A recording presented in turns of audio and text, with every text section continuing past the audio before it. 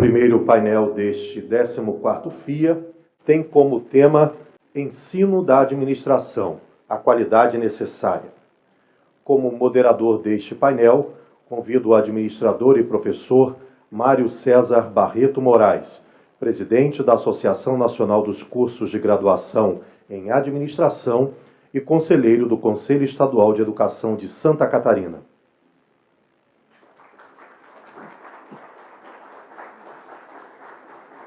Serão nossos debatedores o doutor em Administração de Empresas e professor da Fundação Getúlio Vargas, senhor Stavros Panagiotis Chantopoulos, vice-diretor do IDE-FGV.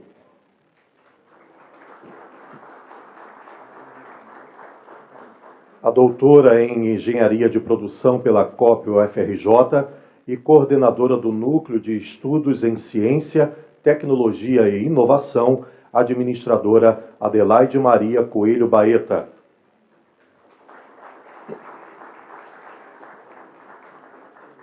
A professora Cláudia Maffini Griboski, doutora em Educação pela Universidade de Brasília e diretora de Avaliação da Educação do Ensino Superior do Instituto Nacional de Estudos e Pesquisas Educacionais, Anísio Teixeira, INEP.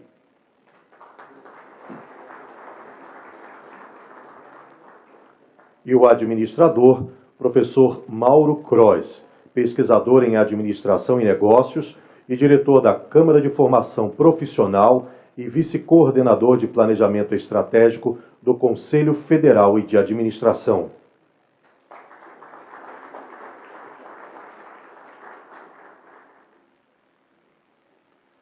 Com a palavra, o moderador, professor Mário César Barreto Moraes.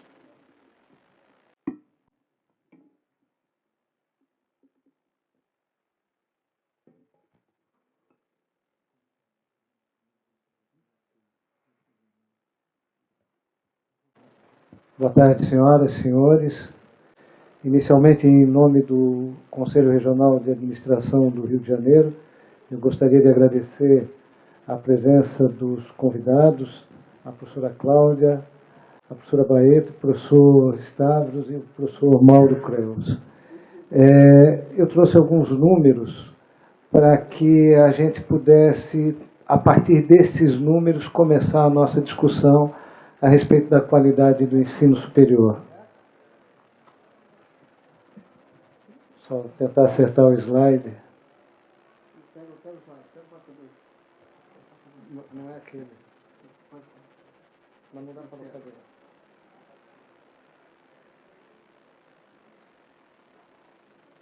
Tem que colocar antes de mostrar.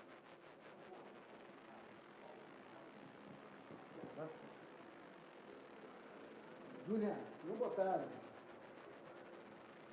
Júlia, não colocaram. Isso. Então, apenas alguns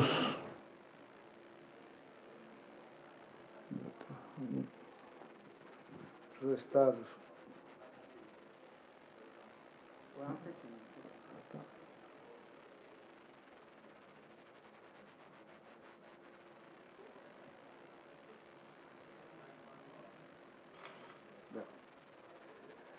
Então, uma breve reflexão sobre a avaliação da qualidade no ensino de administração. E eu começar pela primeira pergunta, que é uma pergunta que ficou num fórum lá atrás, num dos últimos Enangrades. Ela ficou pendente. E parece que essa pergunta ela é a todo fórum relembrada ou retomada. Até hoje, o professor Mauro costuma dizer que nós não sabemos, ou ele não conseguiu ouvir ainda a resposta do que é a qualidade no ensino superior. E essa é uma pergunta, então, recorrente nos eventos de administração. Nós temos um vago conhecimento do que nós desejamos, do que podemos interpretar como sendo qualidade, mas na hora de definirmos o que é qualidade de ensino, o que é qualidade no ensino superior ou o que é qualidade no ensino de administração, parece que fica um pouco difícil encontrar essa resposta. Então, a avaliação do ensino superior no Brasil ela está regulada pelos SINAES, pela Lei dos SINAES, que é a Lei 10.861. E nós temos 3 processos inerentes a essa avaliação, que são a avaliação institucional externa, a avaliação de cursos e a autoavaliação. Além disso, existe a acreditação internacional, que é a acreditação do Arcosul, mas 3 são os processos de avaliação que tocam diretamente o INEP, especificamente a avaliação dos cursos e das instituições. O ENAD, que avalia os estudantes, o desempenho dos estudantes. O CPC, que a partir de um dos indicadores, que é o ENAD, com 20%, aprova 20% de responsabilidade sobre o CPC, que é o Conceito Preliminar de Curso, avalia o curso. E o IGC, que é a média ponderada do desempenho dos CPCs e avalia a instituição. Então, os números da graduação são os seguintes. Nós saímos de 2005 com 4.565.000 alunos matriculados e uma evolução ano a ano, com exceção de 2007 para 2008, superior a 10%, sempre inferior a 10%.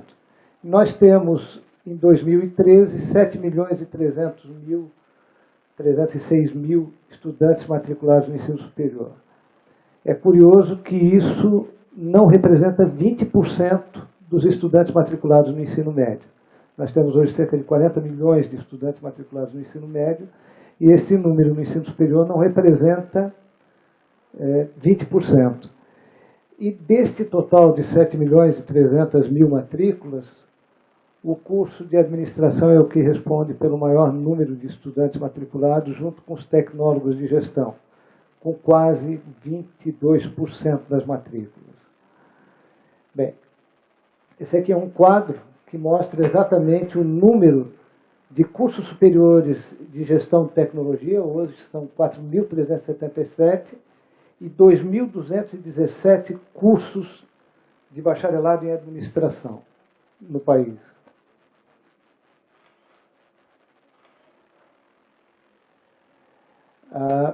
As vagas, nós temos hoje 684.000 vagas em administração e 1.309.000 vagas nos bacharelados nos cursos superiores de tecnologia, totalizando então aproximadamente 1.990.000 vagas em gestão no país. A evolução das matrículas é a seguinte: nós tínhamos 784.000 matrículas nos superiores de tecnologia em 2013, contra 823.000 no bacharelado. Os cursos superiores de tecnologia, já a partir de 2014, já ultrapassaram as matrículas dos bacharelados em administração. Bom, aqui em Milhares também, o número de concluintes. Veja que o número de concluintes dos cursos superiores de tecnologia já é na ordem de 160.000 contra 120.000 de administração. Em 2009, nós tivemos o ponto, digamos assim, de equilíbrio. Dali para frente, os cursos superiores de tecnologia continuaram a crescer e, a partir de 2012, os concluintes em administração começaram a cair, tanto quanto as matrículas no ensino de administração.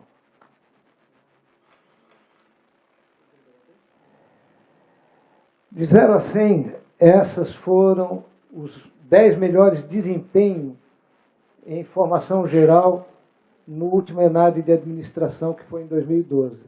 A nota mais alta foi 69, ou a média mais alta de uma instituição de ensino foi da Faculdade de Escola Paulista de Direito de São Paulo. E aqui estão as 10 melhores em formação geral, em conhecimentos gerais, né? São Paulo, Espírito Santo, São Paulo, Minas, São Paulo, Bahia, Goiás, São Paulo, Bahia e Espírito Santo. E conhecimentos específicos é o que nos preocupa, porque a média de 0 a 100, 59,58 foi a média mais alta em nível nacional. E esse é o quadro dos 10 melhores desempenhos isolados das instituições.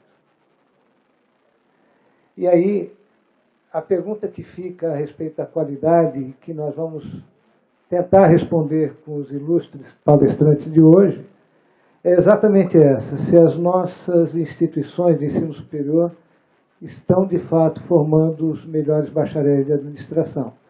E se o estão, por que está caindo a procura dos cursos de administração e aumentando os cursos superiores de tecnologia?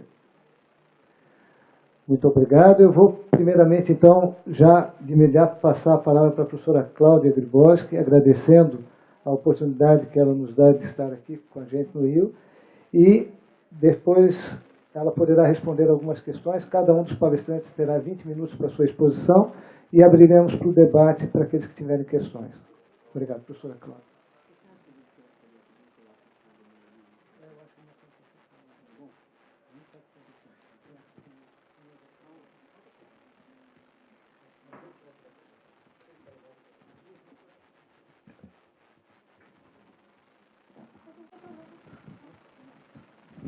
Uma boa tarde. Cumprimento o professor Mário, ao tempo que cumprimento todos os colegas que estão aqui dividindo essa mesa, todos os participantes do 14º FIA, Fórum Internacional de Administração. É sempre um grande prazer e uma oportunidade poder discutir os processos de avaliação e, nesse debate, fazer uma reflexão sobre o nosso trabalho de avaliação do INEP e o impacto que essas ações tomam na formação dos estudantes. Então, eu preparei uma apresentação onde eu vou falar um pouquinho sobre o Sistema Nacional, o que é, mas iniciar por uma reflexão que é o que a gente espera, né? Ensinar e aprender é um processo que não pode ser visto dissociado, ensinar e aprender, e nesse conjunto do ensinar e aprender, avaliar. E aí eu trouxe uma charge aqui onde a gente tenta medir, né? Tentar medir o conhecimento e o próprio estudante. Será que tudo que a gente ensina consegue entrar na cabeça dos nossos estudantes?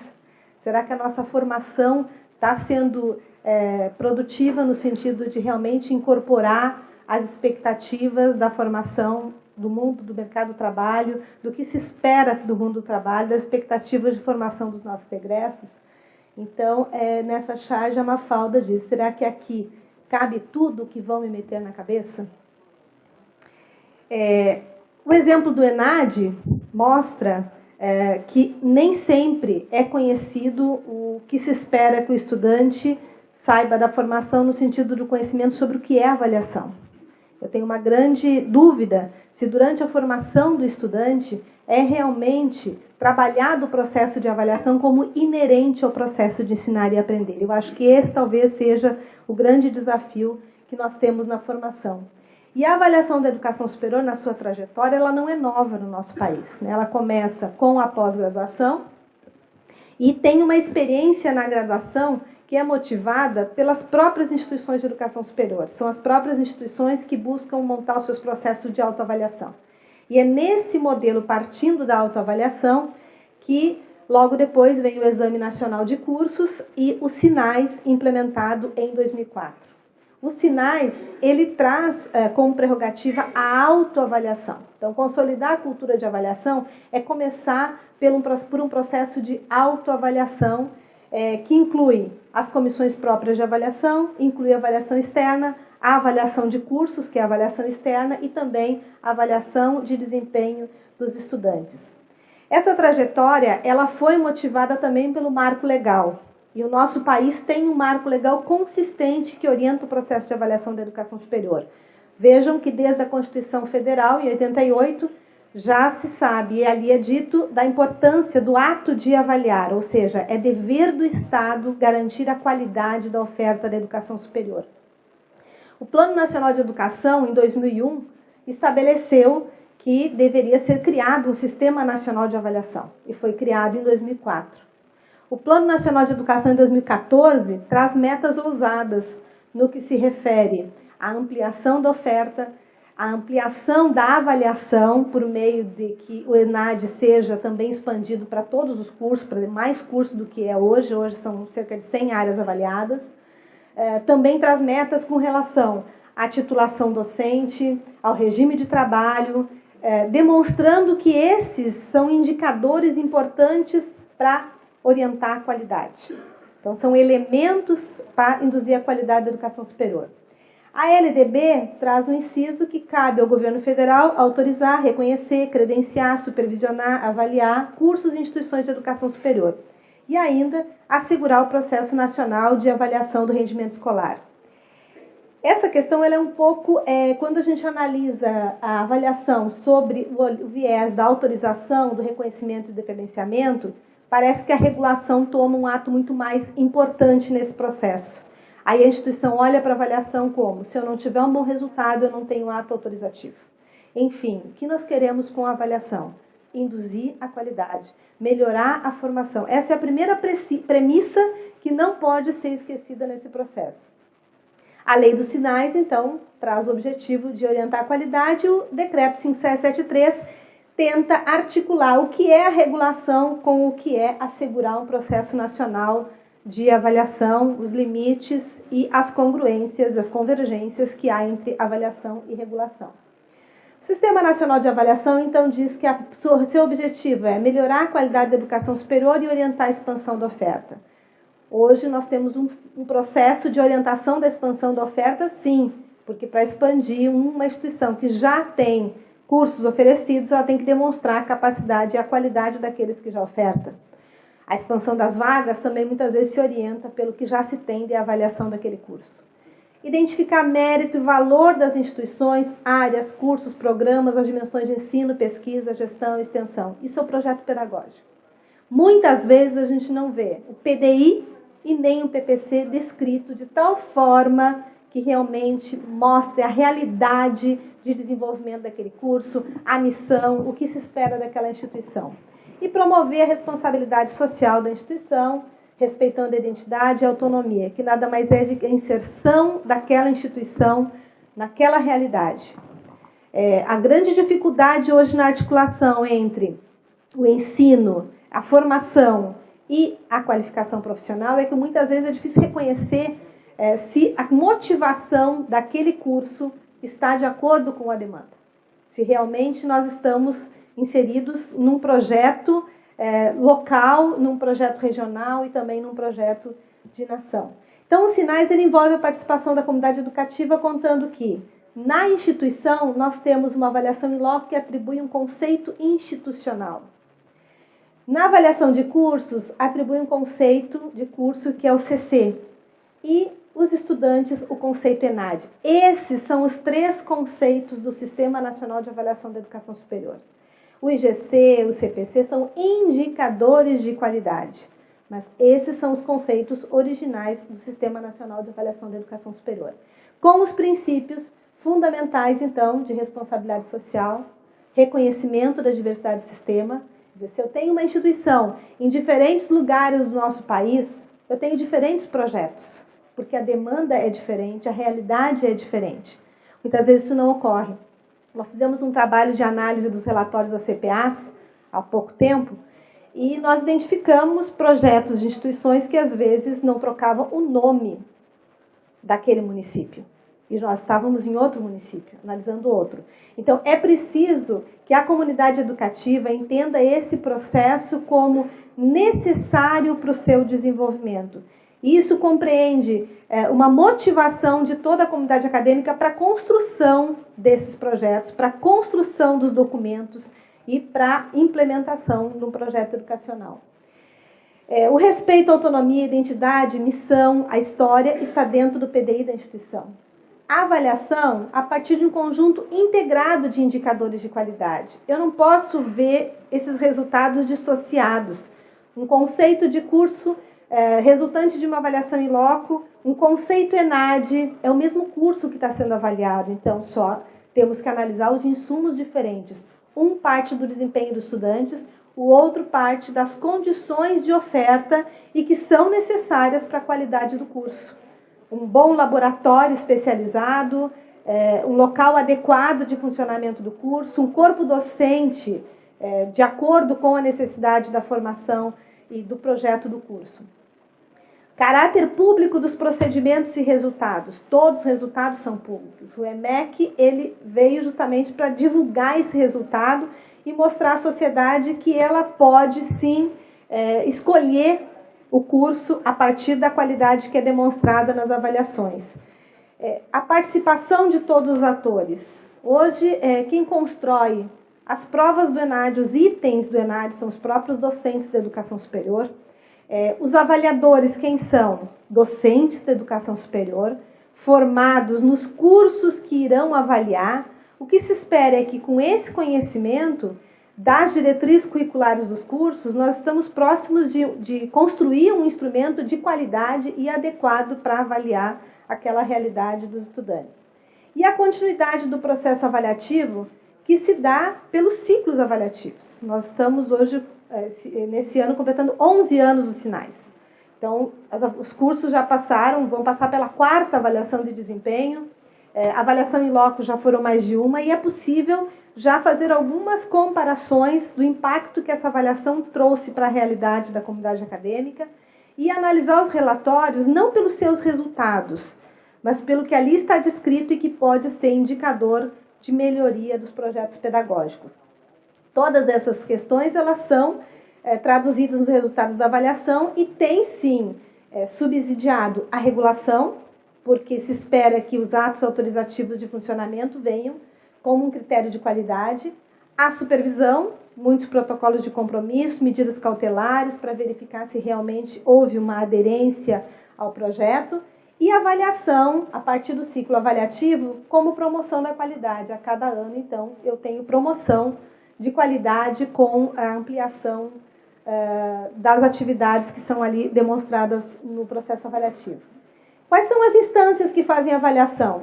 Ministério da Educação, CONAS, Conselho Nacional de Educação, SERES, CTA e o INEP. Essas instâncias se reúnem para discutir todo o processo de avaliação. E os conselhos profissionais também têm participação com a análise da demanda, a coerência dos projetos e a manifestação agora em cima dos relatórios de avaliação em loco também. A avaliação em loco se pauta, então, pelos documentos Projeto Pedagógico do Curso, PDI, Diretrizes Curriculares, um avaliador em loco capacitado, formado e oriundo daquele curso de formação, com condições de responder à aderência desses projetos e o instrumento de avaliação. Se esses documentos estiverem todos em consonância, a avaliação realmente vai ser adequada para mensurar a qualidade para aquele conceito de curso. E o uso da avaliação ele é essencial, porque hoje a avaliação ela é subsídio para as IES públicas e privadas, para os programas de reúne, matriz orçamentária das públicas. Então, toda a origem, o resultado da avaliação, ele vai impactar as políticas públicas. Para as IES privadas, ProUni, FIES, Pronatec e outros programas, a própria CAPES hoje já tem o Profilmate também orientado pelos resultados da avaliação. Isso é importantíssimo porque é realmente reconhecer a importância da avaliação para o uso da gestão do Estado e também gestão acadêmica na instituição. A evolução, o Mário mostrou aqui a questão das matrículas, o crescimento, mas importa também a gente olhar o crescimento dos cursos. Vejam, a gente tem um crescimento muito grande do número de cursos ofertados. O número de matrículas cresce, mas também a expansão se dá pela oferta em outros locais e também em número de instituições. Aqui eu tenho uma queda em 2013 de instituições, próprias às vezes de alguma fusão, algum desdobramento de gestão das instituições, mas o número de cursos é crescente, 32.048 cursos ofertados de ensino superior no nosso país. Então, para avaliar todos esses cursos é um grande desafio, porque a interiorização hoje acontece em nosso país. Nós temos cursos no interior, na Amazônia, em lugares difíceis de chegar. Eu dizia que nós estávamos preparando uma avaliação onde um avaliador teria que ir até Belém. Em Belém, ele pega um táxi aéreo. No táxi aéreo, ele vai descer num campo de futebol, porque a cidade não tem aeroporto. Lá terão 2 motos esperando os avaliadores. Eles estão orientados a irem de mochila, porque não dá para levar muita bagagem. Eles vão até o porto, vão pegar um barco e vão andar 4 horas para chegar na instituição, no polo que vai ser credenciado. É difícil, mas nós fizemos esforço porque é um desafio e tem que ir lá para ver a condição de oferta para credenciar. Então, é um ato importante de início da oferta e que isso precisa acontecer. Mas, ao mesmo tempo, demonstra a importância da expansão que ocorre num país com o tamanho da diversidade que nós temos hoje. Os resultados, então, mostram que nós temos hoje 74% da oferta das matrículas é privada, 26% pública, e é uma curva ascendente. Também com relação às matrículas, eu vou passar rapidamente, porque o nosso tempo está esgotado, 15% à distância, é o dado atual de 2013. A evolução das matrículas com bacharelado e licenciatura, quer dizer, nós temos hoje tecnólogo 13%, 18% licenciatura e 67% bacharelado. Ainda é a maioria em âmbito nacional. O Mário aqui desmembrou a área da gestão. E aqui vejam os 10 maiores cursos de graduação e número de matrículas por gênero. A administração é um dos cursos que é mais parecida à divisão entre gênero masculino e feminino. 445 mil feminino e 354 mil masculino, e continua na segunda posição nas duas divisões aqui feitas. Depois, nos outros cursos, ela altera, demonstrando uma diferença também de gênero com relação ao maior número de matrículas. Com relação às funções docentes por grau de formação, então os indicadores, a avaliação é importante como indutora de qualidade, porque ela mostra que o nível de doutorado, que é uma exigência hoje mestrado nos instrumentos de avaliação e nos indicadores, há como indutor de qualidade o aumento do número de doutores, o aumento do número de professores com mestrado e cai o número de professores com especialização. Vejam, a rede privada ainda é modesta, mas é uma curva ascendente do doutorado. O mestrado com 47% e a especialização também em queda. Então, como a especialização não é muito valorizada na avaliação, ela tem a tendência de queda, o que, mais uma vez, revela a importância de ser este um elemento indutor de qualidade. Aqui, sobre o regime de trabalho, também não é diferente. Claro que na rede pública a maioria tem dedicação exclusiva, 40 horas, então o tempo integral é muito ascendente aqui. Mas na rede privada a gente percebe o tempo integral também crescendo e o regime horista caindo, porque também há uma valorização do tempo parcial e o tempo integral. Trabalhamos hoje para que esses dados da educação superior eles sejam cada vez mais válidos, informações mais fidedignas. O INEP precisa ter indicadores de qualidade para orientar a qualidade dessa expansão. Então, alguns dados são reveladores dos bancos de dados da educação superior, que é a questão das publicações, as estatísticas gerais e as estatísticas de ensino, que são aquelas que hoje estão sendo utilizadas e algumas, como tempo médio de formatura, em análise para formular um indicador de evolução. Com relação à empregabilidade, nós estamos analisando a possibilidade de cruzar, por exemplo, a RAIS, dados do Ministério do Trabalho, Receita Federal, com o CPF do concluinte, porque será um importante indicador para a instituição com relação à qualidade da formação desses estudantes. A instituição poderia receber um indicador da sua empregabilidade a cada ano e ter isso como análise também, como fator de qualidade. Agora vejam só, aqui outra charge, que nós estamos num momento de muita inovação. Então aqui o desafio, agora eu mostrei alguns desafios em âmbito nacional, mas os desafios para a instituição, né? A professora, o aluno fica olhando para essa lousa negra e a professora diz, não há ícones nenhum para clicar, isto é um quadro. O aluno procura algo a clicar, porque assim foi a formação dele. Então, nós precisamos também entender que a qualidade está relacionada à inovação. Então, fazer sempre do mesmo jeito e não tentar fazer o novo, nós vamos cair num processo no qual não vai ter o interesse do aluno, nenhuma motivação e, com certeza, nosso projeto será fadado. O perfil dos estudantes mudou. Então, essa é a realidade que mostra aquela charge. Nós tínhamos anteriormente um perfil de estudante com histórico escolar de inclusão social, já era alguém preparado, que já tinha uma ascensão da educação básica para a educação superior, já na família, uma segurança na escolha profissional, motivado para fazer educação superior, porque já vinha construindo isso desde a família, uma faixa etária esperada e também recursos financeiros estáveis. Como a gente chega hoje no atual? A escolha do curso é circunstancializada pelo seu perfil. Então, esses inúmeros cursos inovadores que surgem é para adequar a um perfil circunstancial daquela realidade, daquele momento, quase que se cria um curso personalizado. Dificuldades para conciliar o trabalho e as atividades acadêmicas. É um sujeito trabalhador, que também tem o desafio de fazer a sua formação acadêmica. Não dispõe de tempo, espaço e condições para estudar. Cursos noturnos, a grande maioria, 67% dos cursos são noturnos.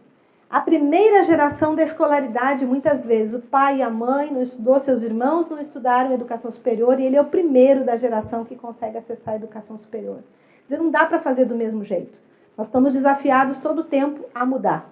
E a avaliação também tem que acompanhar essa mudança dos currículos, que, previstos nas diretrizes, requerem um perfil com sólida formação científica, técnica e profissional, uma postura reflexiva, crítica, proativa, com uma expressão de criatividade, flexibilidade, capacidade para tomada de decisão, um sujeito que tenha compromisso social, ético, político, atuação em grupos e redes, busca de aprimoramento contínuo.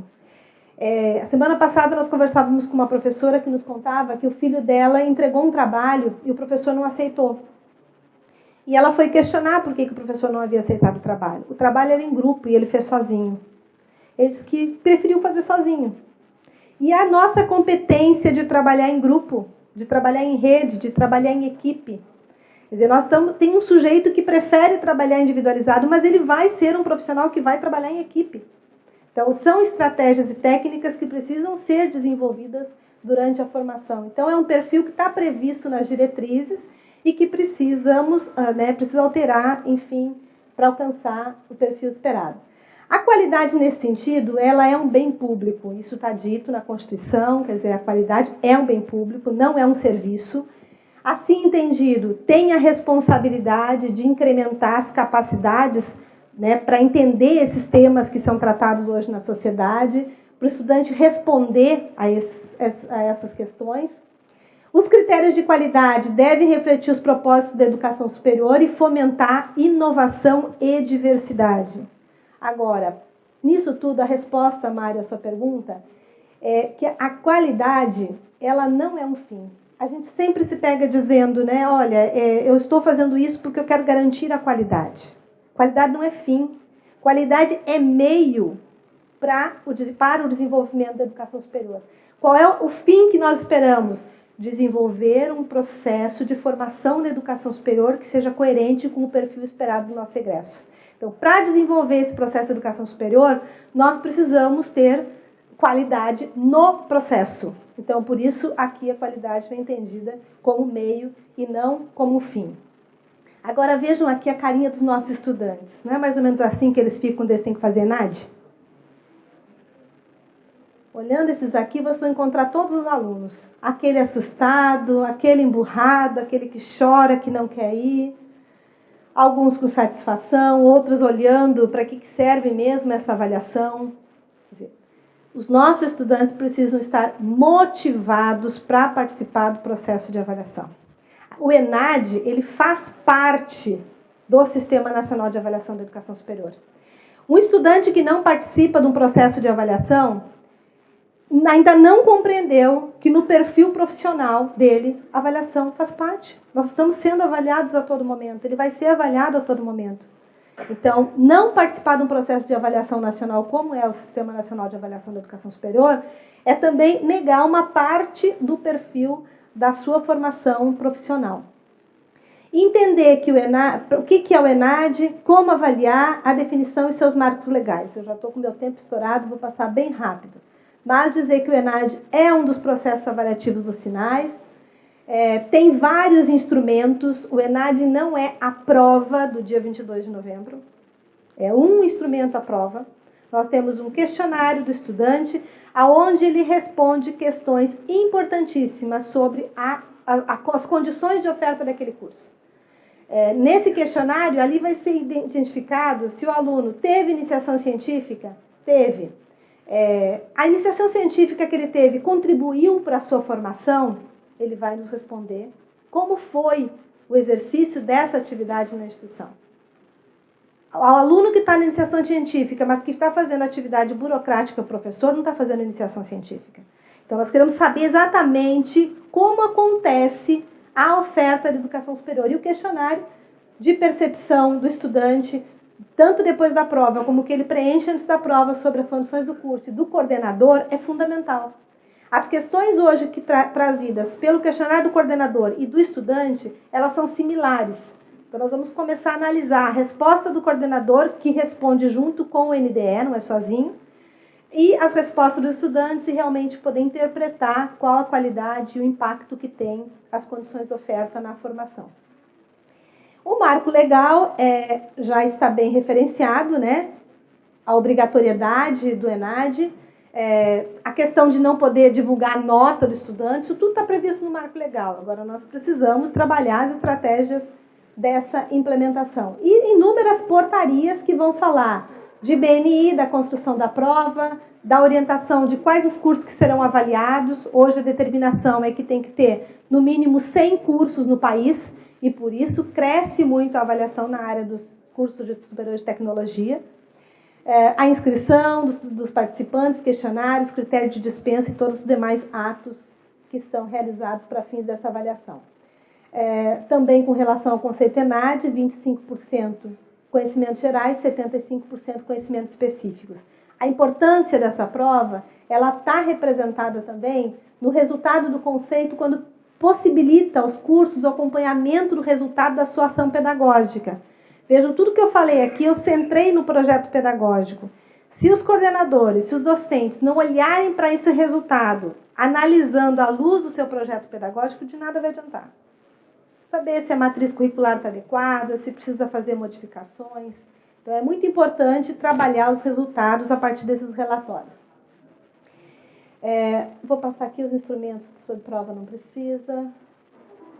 O questionário, então, a ideia então, de expressar a reflexão dos estudantes, como eu já falei. E como avaliar? Está fundado em concepções, nas bases político-pedagógicas e nos fundamentos teórico-pedagógicos. Então, vejam, a concepção, o foco está no perfil profissional que se deseja formar. Então, é nas diretrizes curriculares nacionais. Muitas vezes tem críticas com relação ao processo avaliativo, mas é porque está na hora de adequar as diretrizes curriculares nacionais. Se a formação não está com um perfil profissional adequado ou tem que se revisar, é preciso pensar no início do seu processo, que é a construção das diretrizes curriculares nacionais. Como avaliar? Então, a partir dessa redefinição dos perfis, tanto docente como discente, pensar nas bases políticos-pedagógicas, diretrizes curriculares nacionais, as políticas educativas, inclusão e diversidade, há vários indicadores novos dos instrumentos de avaliação que vão identificar a questão da inclusão, a questão da diversidade hoje e o perfil do egresso a partir das competências, habilidades, temas e conteúdos abordados. Para que se avalia? No âmbito interno da instituição, um espaço de interlocução do processo formativo. Também para os estudantes, a visibilidade da sua formação. Para os professores e coordenação do curso, uma possibilidade de avaliação e reflexão do curso. Os dirigentes da IES, programas, ações comuns de interesse de vários cursos específicos. No âmbito externo, subsídio para as políticas educacionais, subsídios para o próprio processo de avaliação dos sinais.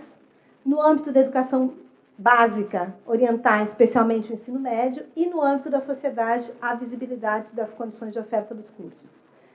O que a participação significa, então? É tudo, porque se nós não tivermos um envolvimento integral dos estudantes, dos docentes, da gestão, para construir esse projeto institucional, vai ter sempre aquela crítica de não ter voz, de não se responsabilizar, e é preciso haver uma responsabilização com relação ao que se desenvolve na educação superior. E eu estou terminando com relação aos desafios para avaliação, então. Quais desafios? A internacionalização e a acreditação.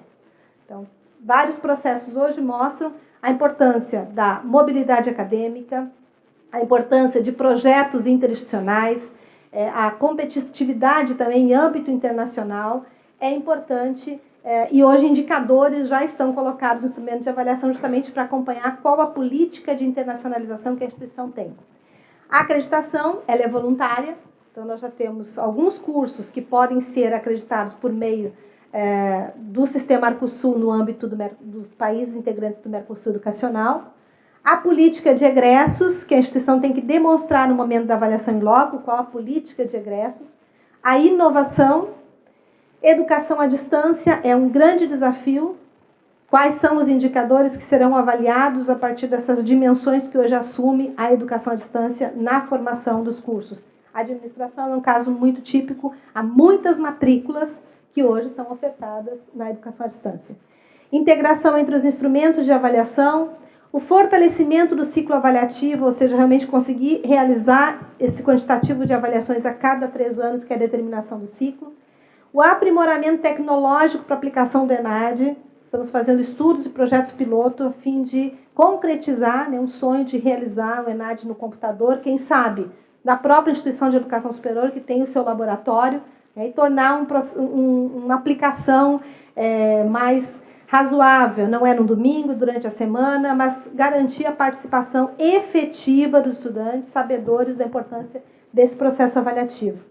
Consolidar a cultura de avaliação, fomentar as bases de dados internacionais, nacionais e institucionais e desenvolver mecanismos de garantia da qualidade para medir o impacto real da gestão, da informação e da formação dos egressos. A informação é imprescindível. Então, assim, são alguns dados que a gente tem analisado, que o censo da educação superior a cada ano se aprimora, mas a gente precisa evoluir no sentido de ter informação de todos os cursos e poder lançar mão de indicadores que vão ajudar a orientar a qualidade da educação superior. Eu agradeço muito esse espaço e depois vamos ao debate. Obrigada. Obrigado, professora Cláudia. Para não perdermos tempo, eu vou convidar, então, o professor Stavros para fazer a sua apresentação. E lembrando que nós temos até 20 minutos cada um dos apresentadores, por gentileza.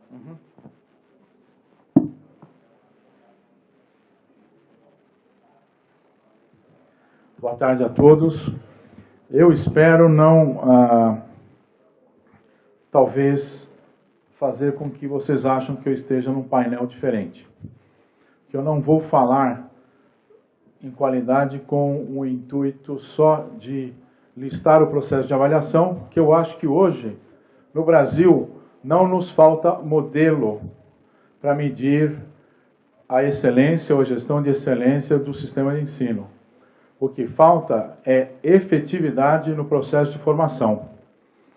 Então, a professora Cláudia brilhantemente colocou o que nós temos uma régua, e muito bem desenvolvida, tenho certeza absoluta disso. E vai evoluir. Eu provavelmente vou ser um pouco mais prescritivo nesse sentido, de elementos que preenchem os nossos processos na educação, e que nem sempre estão alinhados com as demandas do próprio país, para não dizer com as demandas mundiais.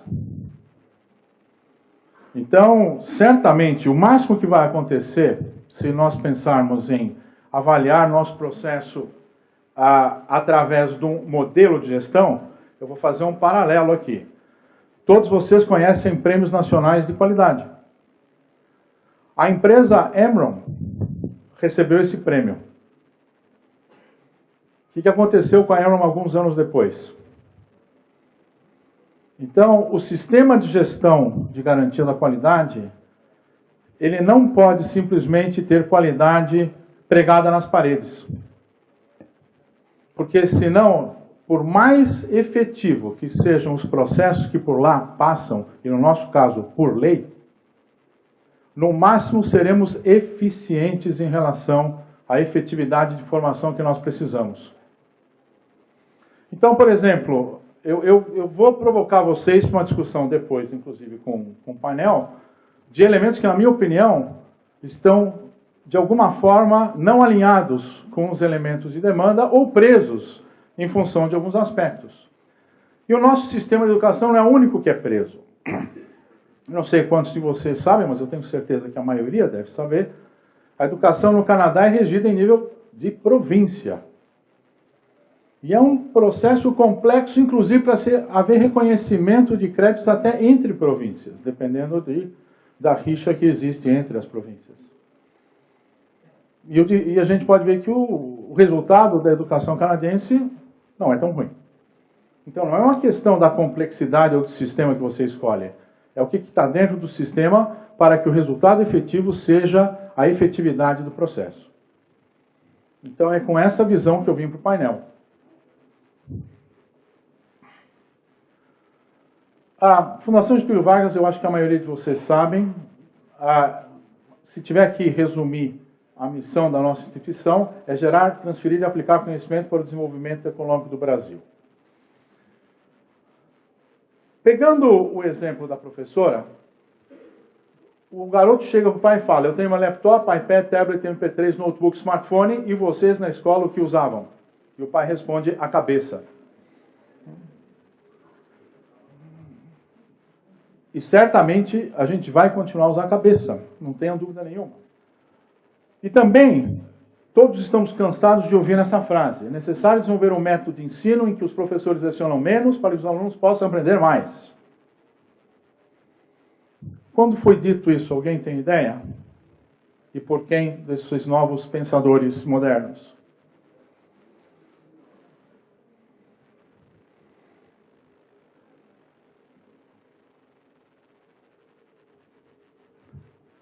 Na época, esse desafio era muito superior ao que nós temos hoje. Porque hoje, se a gente pegar a internet, que é uma nova dimensão de comunicação, um espaço heterogêneo que compreende uma complexidade de formas de interação que faz com que todos se comuniquem com todos, né? A gente criou um novo meio que permeia nossas vidas, do lado pessoal, profissional, familiar, e que no nosso país está engatinhando em termos educacionais. Né? Por outro lado, a gente tem a sociedade em rede. Don Stephenwolf define muito bem. O ser humano é um ser social, trabalha em rede, tal, etc. Esses dois elementos talvez combinam algo que, no processo educacional, a interação e a colaboração resulta em informação e educação. Essa base que eu estou gastando alguns minutos para colocar é para trazer 3 ou 4 pontos fundamentais que eu julgo importantes para a qualidade do ensino, principalmente na nossa área. Porque saímos como administradores, como engenheiros, ou o que quer que seja, e vamos para as empresas para liderar processos, liderar pessoas e fazer com que isso funcione hoje em dia, né? Para o futuro. Todas as plataformas sociais visam expandir as redes, gera-se uma outra perspectiva no processo de aprendizagem, conectivismo, por exemplo. A gente tem exemplos de escolas virtuais de ensino médio nos Estados Unidos, onde o aluno praticamente faz seu ensino médio tutorado e termina em tempo médio inferior à média, podendo inclusive optar por o que estender em termos de estudo e o que contrair de acordo com a sua capacidade de entendimento ou vocação. Uma perspectiva de gestão do conhecimento, que é importantíssimo para o mercado, flexibilidade e liberdade de adoção de estratégia de aprendizado do indivíduo e do coletivo, e ferramenta não falta. E isso hoje está transparente para qualquer usuário. Eu não preciso me preocupar qual é a ferramenta que eu tenho. Eu tenho padrões que integram praticamente tudo. E esse é o mundo de hoje. Quando a professora falou do garoto que fez o trabalho individualmente, espero que não tenha sido aquela opção de vou fazer sozinho, porque os outros 3, um vai oferecer apoio para mim, o terceiro a casa para a gente comer salgadinhos gostosos que a mãe dele, a avó dele faz, e o quarto vai comprar a capa e não pode deixar esse camarada entregar o trabalho.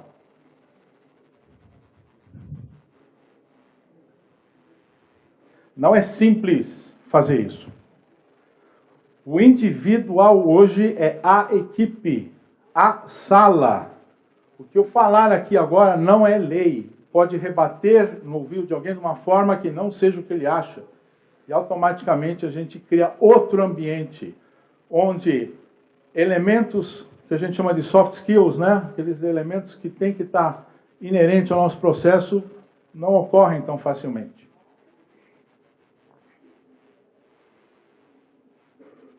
O professor participa mais, ele é mentor, o aluno se torna um pesquisador. Fantástico essas palavras, muito difícil de aplicar. Cria-se um mercado de ideias e o conhecimento passa a ser produzido em rede. E não podemos esquecer de um fato fundamental, que todo conhecimento comum hoje está disponível.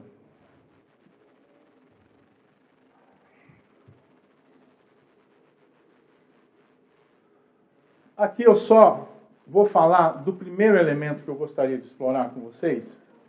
E eu vou pedir para o meu amigo operador clicar nesse computador, falar um pouquinho de cidadania digital, que deveria fazer parte dos nossos currículos. Você aperta para mim aí, por favor? Não. Você volta. Tecnologia. Aí. Aperta de novo para mim, por favor. Isso. Gandhi falava: viva como se fosse morrer amanhã, aprenda como se fosse viver para sempre. Quem for da geração Millennium aqui, Y, em que velocidade que ele quer fazer isso? Até a morte.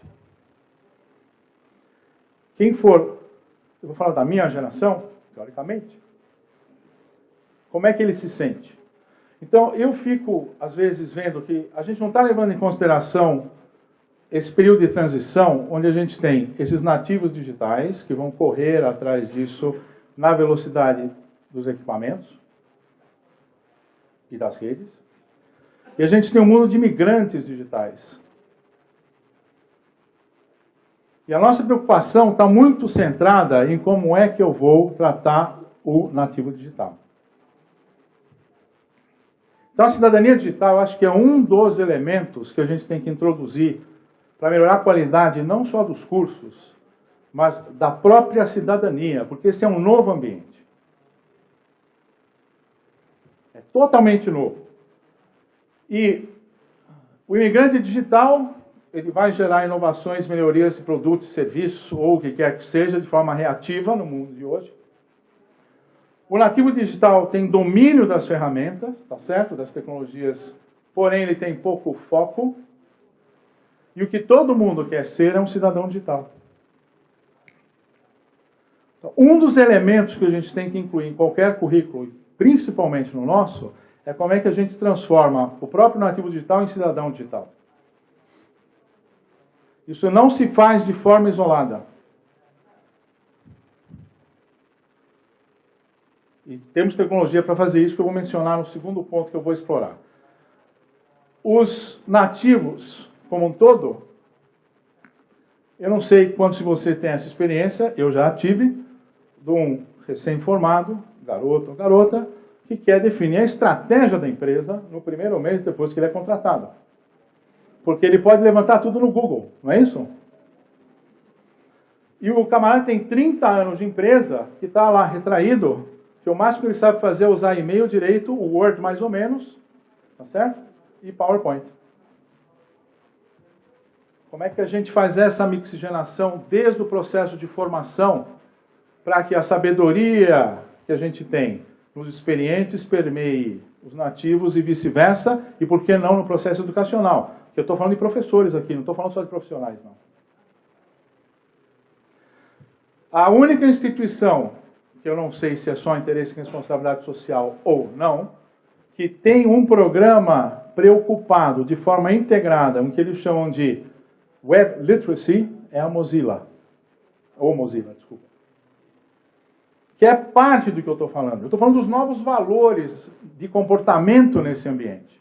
Seja de negócio, de valor pessoal, de comportamento na rede. Que é onde você vai atuar. Além de atuar, obviamente, na vida normal. Você volta para mim, por favor, agora. Muito obrigado.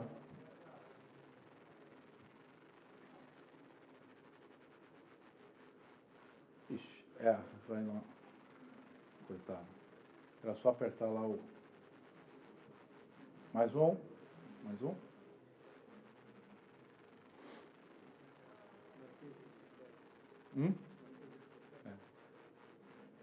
Não, volta um. Faltou um. Isso. Então, nossos modelos, eles não podem esquecer dessas duas dimensões. Eu tenho a revolução da web e eu tenho um processo educacional com novas cadeias de valor envolvidas. O governo tem que estabelecer metas claras de como a gente vai integrar o nosso capital intelectual através da nuvem, por exemplo.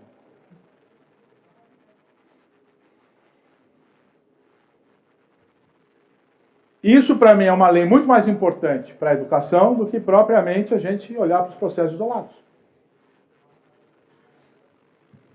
E se eu estiver falando grego para vocês, nuvem nada mais é que a gente utilizar um espaço praticamente de capacidade infinita para poder fazer o que a gente quiser nele.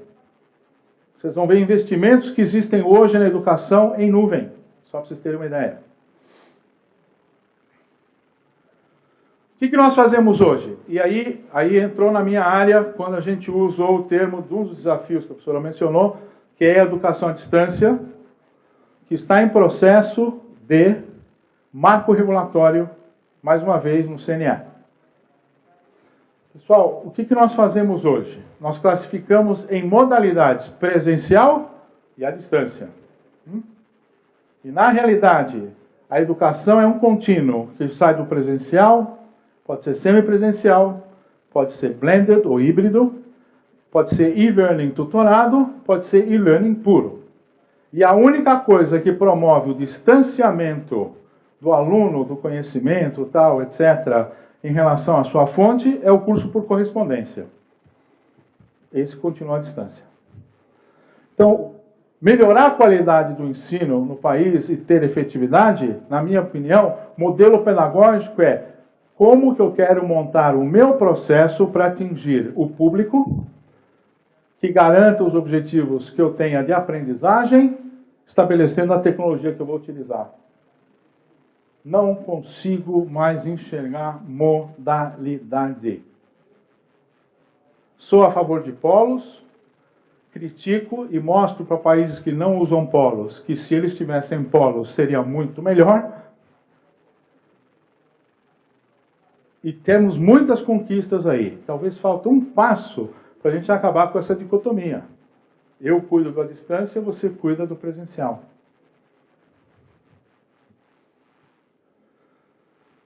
E é interessante também para a qualidade que antes era muito fácil. Era o supervisor pedagógico, o professor, e hoje não.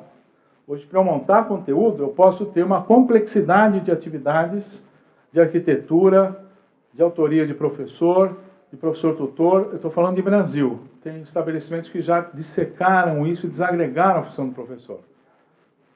Tem um professor especializado em fazer assessment, professor especializado em coordenar. Assim vai.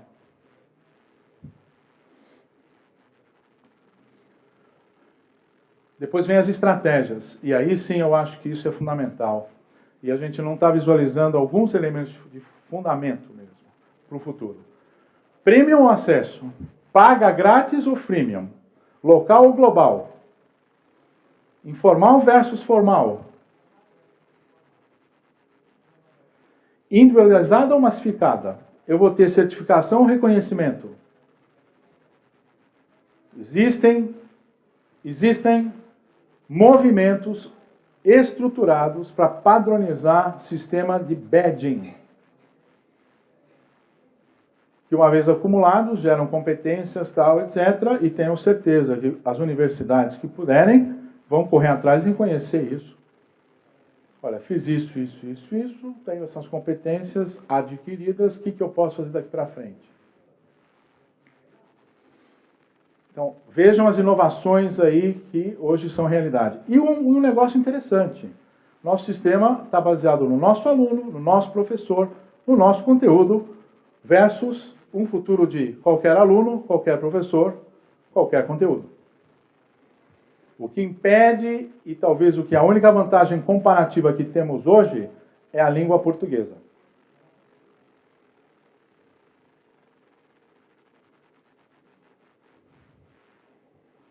Como é que eu faço aqui? Nossa certificação. E aqui, o que faz?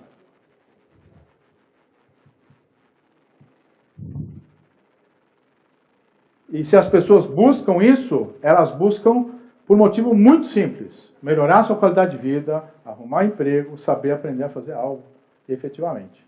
E quando a gente falar nas metodologias, obviamente, e aí não é questão de colocar, hoje em dia a gente percebe que está muito simples você fazer com que a participação seja a melhor forma de aprendizagem para ambos, professor e aluno. Onde o professor ganha um DX e talvez o aluno ganhe uma integral no que diz respeito ao seu processo de aprendizagem na interação. Acredito que a base deva ser a cidadania digital. O professor é um agente de transformação da aprendizagem, porém, não dá para passar o bastão e falar, não, eu só vou catalisar o processo dos alunos. Eu não acredito nisso. Porque o tripé da formação está no aluno, no professor e na instituição. E se eu simplesmente falar que o professor é um catalisador, eu estou jogando fora a responsabilidade que ele tem de saber, sim, o máximo possível daquilo, não tudo, saber orientar e fazer com que todos os valores, a visão e a missão da instituição que ele pratica, faz parte ou ensina, sejam o trâmite do processo. Quantas certificações Harvard tem? Vocês viram algum selinho debaixo de Harvard? Que não seja nome de departamentos, por exemplo? Harvard hoje está em dicotomia em relação ao que adotar. Você tem a turma do Christensen, que fala na tecnologia, e tem a turma do Porter, que fala, vamos devagar. Então não é uma questão de, eu estou viajando, esses preceitos e conceitos estão fervilhando. E nós estamos em momentos, no nosso país, de marcos regulatórios, de evolução. O trabalho do INEP, eu acho, nos últimos anos, louvável em termos de sistema. E eu acho que, inclusive, a integração, não vou dizer os motivos, mas deveria haver mais integração ainda com os outros órgãos que foram mostrados lá para enxergar um pouquinho esse processo de gestão. Mas eu estou falando do conteúdo e dos limites que nós temos hoje para poder expandir a esse horizonte. O aluno, obviamente, vai estar num ambiente de conectivismo e eu não vou reter aluno. Isso é ruim para o país, porque se ele perceber que a relação de custo-benefício que ele tem de se virar com qualquer conhecimento gratuito, faz um MOOC aqui, uns cursinhos gratuitos do AEC ali e tal, eu arrumo um emprego, nós vamos perder a oportunidade de formar um país com gente estudada e efetivamente no processo. Estou terminando. 1 minuto. Eu falei da nuvem. Pra vocês terem uma ideia, a nuvem pode, por exemplo, o nosso sistema de federais poderia ser o primeiro exemplo a adotar isso, né? E por que não os sistemas públicos, como a justiça, onde cada um define o que vai fazer em termos de treinamento, né? Tudo isso a gente pode gerenciar integradamente em termos de país, né? Pra vocês terem ideia, os budgets no ensino superior e médio são em torno de 15% de investimentos em nuvem no exterior. Nos próximos 5 anos está se projetando para 25%. E como a professora disse, a gente está se conectando com barco. A senhora me lembrou quando eu fiz o levantamento de recadastramento de funcionários no Pará, a nossa última pedra era uma canoa. E tem que fazer, que não significa que eu não posso ter o restante. E eu vou usar 1 minuto e 45, vou pedir para ele disparar lá o filme para mim, para vocês verem o que é uma aula integrada com pessoas em mundo inteiro e que tipo de coisa dá para fazer e se isso é ou não educativo. O som está muito baixo. Bom, isso é uma aula, gente. Chegou o professor, ele pode usar sistema de discussões interativas, perguntas, enquanto isso os outros estão ouvindo. Ele pode fazer pesquisa dinâmica para reforço de conhecimento, por exemplo, você vê quem votou em quê. Vocês viram? O professor está lá ainda. simulações em tempo real, debates, posições entre alunos, pode-se colocar os outros acompanhando embaixo, integrando qualquer dispositivo do aluno.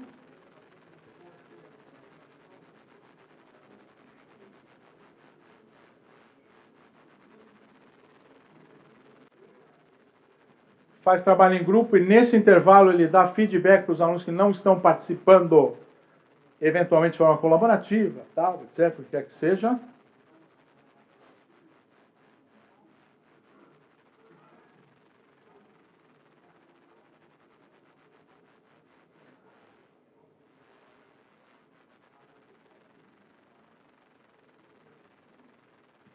Pode parar. Eu acho que esse é o futuro na prática. Todos esses alunos, cada um estava num estágio de trabalho no seu último período em países diferentes. É só isso. O resto a gente pode explorar no debate. Muito obrigado. Obrigado, professor Stavros. Convido então agora a professora Adelaide para fazer a sua exposição, por gentileza.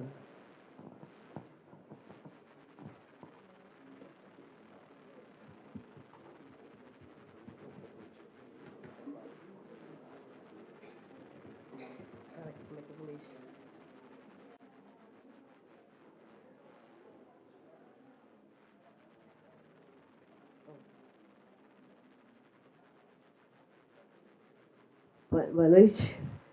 Eu tenho algumas ideias para trazer para vocês, complementando a fala dos professores que já se anteciparam e que eu até parabenizo. Gostei muito das duas apresentações e aprendi muito também. Com certeza eu tenho assim, mais tempo de juventude do que eles, então eu posso falar um pouco da evolução da profissão do administrador, que eu não deixaria de falar, que nós observamos que houve sempre uma busca de adequação do profissional de administração, né, à realidade da sociedade. Mas, como o professor já nos lembrou, infelizmente a gente está sempre a reboque, né? Nós estamos nos adequando às situações. Então, a gente tem aqueles marcos tradicionais dos anos 30, quando a sociedade ainda tinha aquele aspecto de sociedade agrária, estava saindo desse aspecto para uma industrialização. Os anos 50, onde a industrialização começa a tomar lugar no país, que então o administrador se apresenta não mais como um simples técnico de administração, mas já começa a se ver como um gestor. Né? E nos anos 60, nós temos a profissionalização do administrador, né? O bacharel em administração. Os anos 80 levaram que, nos anos 90, nós tivéssemos uma sociedade bastante urbanizada, industrial. E é então quando o MEC também começa a pensar que é preciso deixar a grade curricular e passarmos a ideia de diretrizes curriculares. Já um pouco pensando na questão da interdisciplinaridade, que, aliás, já é próprio do curso de administração, contemplar uma série de outras disciplinas, né? Nós temos essa vantagem. O curso de administração está sempre ligado a uma série de disciplinas diferentes. O difícil é fazer essa integração, né, essa integração dentro da escola. Mas agora surge também a ideia da transdisciplinaridade, a presença da comunidade no ensino. Essa questão, então, se torna gritante. E apesar de toda essa proposta de conteúdos de formação básica, de formação profissional, complementar e alguns estudos que ficassem por conta da própria localidade, nós ainda não alcançamos o patamar desejado. Uma pesquisa recente parece que as empresas se queixam de que não tem no Brasil aquele profissional que eles esperam para ser um bom gestor. A palavra gestão tornou-se uma palavra-chave. Em todas as reuniões que você vai entre empresas, a palavra gestão é a palavra-chave. Na área política é a mesma coisa. Então, o que acontece com a questão da gestão? Eu trabalhei com empresas de base tecnológica e que usavam capital de risco, capital inclusive internacional. Muitas vezes elas procuram o capital de risco não é pela questão financeira, é pela questão da gestão. E por quê? Porque eles têm uma rede importante de conhecimento, eles conhecem bem o mercado em que atuam, têm uma rede de consumo.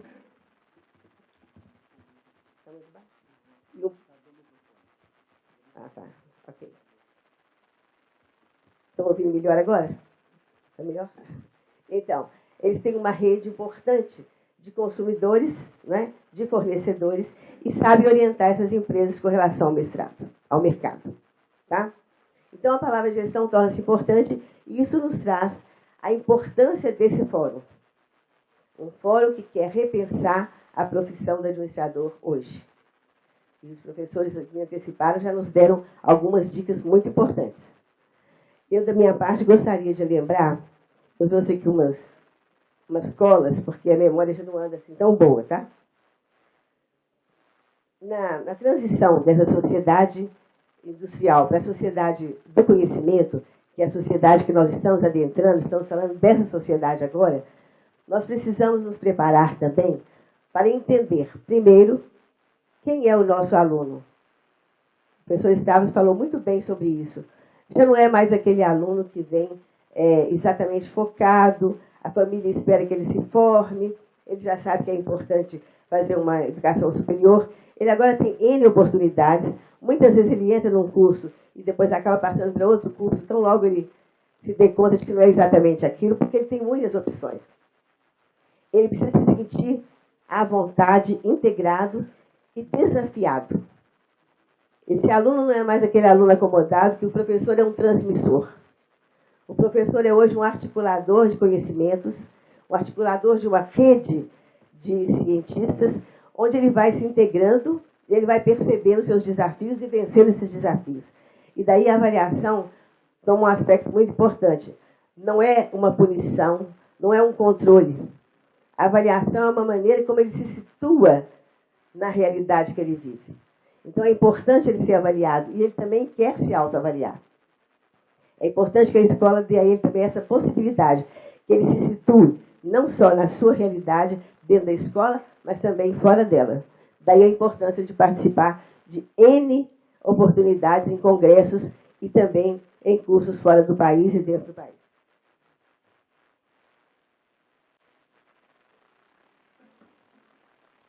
Bom, os desafios, portanto, são muitos, né? A capacitação do professor para isso. O professor tem que adotar novas tecnologias. Não há como fugir mais. Ele tem que adotar, ele tem que dominar as tecnologias, tem que utilizá-las, porque é uma forma também de agilizar o processo de conhecimento e o próprio processo de ensino, né? Ele precisa dominar. Ele pode fazer uma aula em rede. O paradigma reticular veio para ficar. Não há mais como fugir disso. Nós temos que entender essa possibilidade. Bom, o papel social do administrador está ligado exatamente a essa forma dele trabalhar. Ele não trabalha mais sozinho.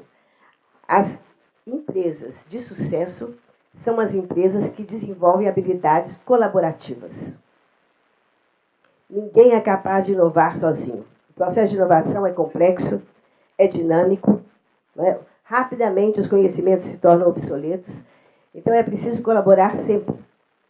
Ninguém está mais isolado, nem o aluno, nem as empresas, nem as escolas. Isso nós já vimos até anteriormente, que isso é importante também, né?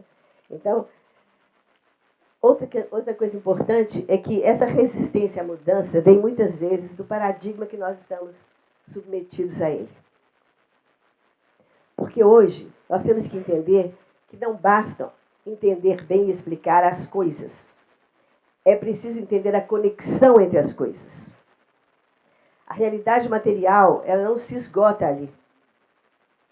Existem N possibilidades que são invisíveis aos nossos olhos, porque nós temos paradigmas antigos, e que precisamos desenvolver e aproximar dessa nova realidade. Essa nova realidade vai exigir um pensamento complexo.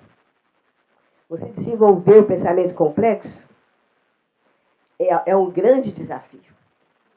É um grande desafio porque ele não traz a acomodação do paradigma anterior, que era simplesmente você explicar as coisas. Quando você explica, você substitui uma coisa pela outra. Compreender é um pouco mais. Compreender exige um processo e um esforço de entendimento do contexto daquela realidade. Então, nós temos que sofisticar o nosso modo de pensar.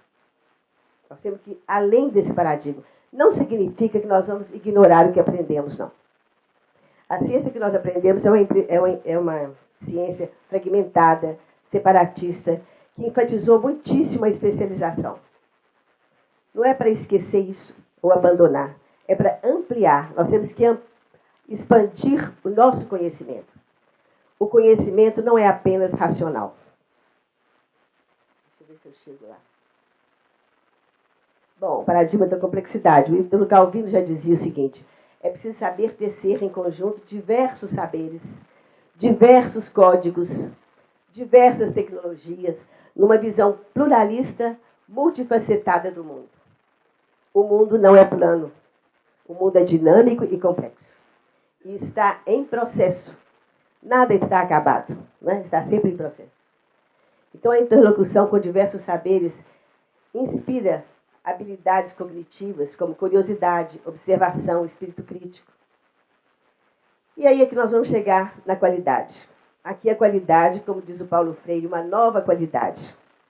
A qualidade, quando é para poucos, ela não é qualidade. A qualidade tem que ser para todos. Você vai viver num mundo de qualidade sendo só você uma pessoa que tem qualidade de vida? Nada a ver. Esse é o nosso grande desafio. E é uma responsabilidade da gestão. O professor, alguém estava falando que foi na fala de hoje mais cedo, que nas empresas é que acontecem as discriminações, né? As separações, o desrespeito pelo outro. Então, o gestor tem uma responsabilidade especial. E, para isso, ele tem que desenvolver um conhecimento diferente. Ele tem que perceber que o conhecimento tem várias dimensões. Não apenas o conhecimento lógico. Vamos lá. Depois eu falo da carreira, que eu acho que eu vou falar. As dimensões do conhecimento. Ela tem uma dimensão racional, que é a que nós estimulamos muito na escola, que é isto leva àquilo. Não é? Esse processo vai responder àquela resposta. Pois bem, o conhecimento também ele tem uma dimensão afetiva. Aquilo que nos afeta, nós aprendemos melhor. Aquilo que nos afeta, que nos diz respeito, é que é importante para nós. É por isso que o aluno tem que estar integrado na realidade que ele vive. Senão, é alguma coisa tão abstrata que pouco importa. De qualquer modo que ele responder a questão, está bem. Percebe? Tem uma dimensão artística, que é muito descuidada. Por que a dimensão artística? A dimensão estética. Porque é ela que vai dar a qualidade. A arte nos leva a ver além das aparências. As aparências não nos enganam. Existe uma poeta que já morreu, ela nasceu em Belo Horizonte, foi minha professora, Henriqueta Lisboa. Ela dizia assim: não me engana o visível, eu me engano com o que eu vejo. Então eu preciso exercitar essa minha visão, ver um pouco além do que eu estou vendo hoje. É por isso que nós temos que desenvolver um novo paradigma de pensamento. É um pensamento mais complexo, que encampa essas dimensões. E a última dimensão é a dimensão política. Quem tem conhecimento, quem constrói conhecimento, faz política. O gestor, o professor, todos fazem política. O aluno. E a política é exatamente essa condição de você transformar a realidade, de você interferir na realidade. E você interfere com o seu papel de professor, seu papel de aluno, de diretor, etc. Tendo isso em mente, você vai perceber que agora é muito mais complexo assumir uma cátedra e dizer: agora eu vou ensinar administração. Esse é o grande desafio. O que será ensinar administração hoje? É tudo isso. E buscar uma qualidade. No momento em que já não existem padrões pré-estabelecidos e absolutos. Nós aprendemos a prever e a controlar. Será que já somos capazes de aprender a permitir e aceitar? Nós aprendemos a estabelecer normas e cobrá-las. Será que nós seremos capazes de entender a inovação e a transgressão? Acho que eu vou deixar aqui essas questões para vocês. Eu não tenho respostas, não. Mas eu acredito que nós podemos pensar, e o ser humano tem plenas condições de ir além do que está feito até hoje, utilizando das tecnologias, mas, sobretudo, utilizando da sua capacidade de refletir e estimulando as pessoas à imaginação. Não podemos esquecer que a imaginação faz parte da nossa vida. Sem imaginação, não iremos além do que vemos hoje. É isso, obrigada. Obrigado, professora. Professor Mauro. Professor Mauro, por favor.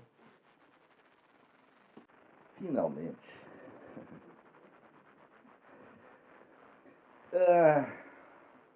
Boa tarde. E tá difícil, acho que já estamos mais para lá que para cá, né? Falar por último é sempre bom e ruim. Bom porque eu já fiz um monte de cola, já aprendi pra caramba, então estou mais tranquilo, mais seguro. E é ruim porque vocês estão super cansados, né? Mentalmente, intelectualmente. Mas eu vou tentar também fazer as minhas contribuições. O bom do painel, na verdade, é de que... Está entrando a minha apresentação? O bom de um painel sempre é que ele permite a diversidade. E que bom que é assim. É na diversidade que, eventualmente, podem surgir os insights necessários para uma reconstrução.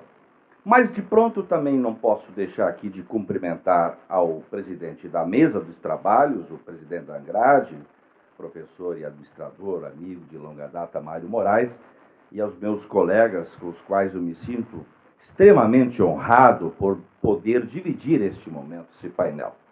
E saudar o meu presidente do Conselho Federal de Administração, o senador Sebastião Melo, os presidentes dos regionais que aqui estão, muitos conselheiras e conselheiros e meus queridos colegas professores, coordenadores de curso, diretores e estudantes que certamente... Tem estudantes aqui?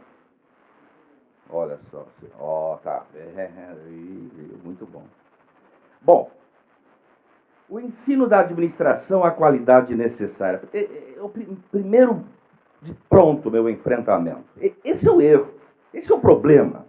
Nós sempre estamos olhando o ensino. Esse é um viés. Nós somos escolas de ensinar. Nós temos que ser escolas de educação. E a educação é um processo que tem dois pilares. Um ensina e o outro aprende.